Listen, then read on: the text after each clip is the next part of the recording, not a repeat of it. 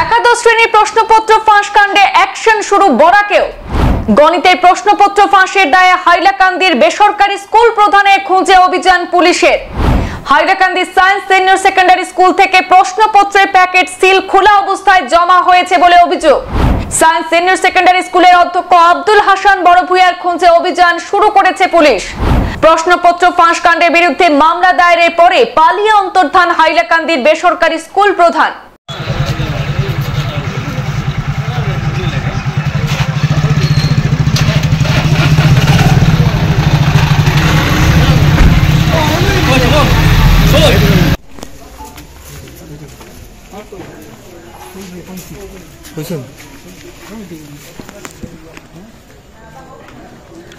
উচ্চতর মাধ্যমিকের প্রথম বর্ষের 21 মার্চের পরীক্ষার আগে সোশ্যাল মিডিয়ায় ফাঁস হয়েছিল গণিত বিষয়ের প্রশ্নপত্র।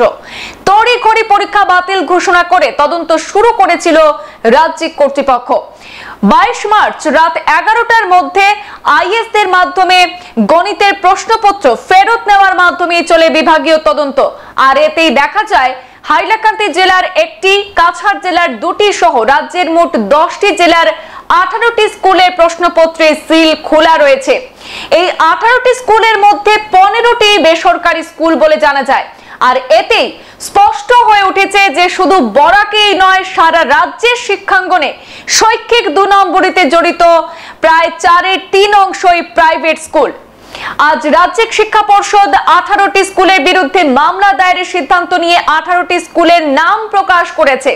আর এ মর্মে হাইলাকান্দির উচ্চতর মাধ্যমিক প্রথম বর্ষের পরীক্ষার nodal officer doctor Ratan Kumar Hailakandi থানায় মামলা দায়ের করার পরে তদন্ত শুরু করেছে হাইলাকান্দি পুলিশ।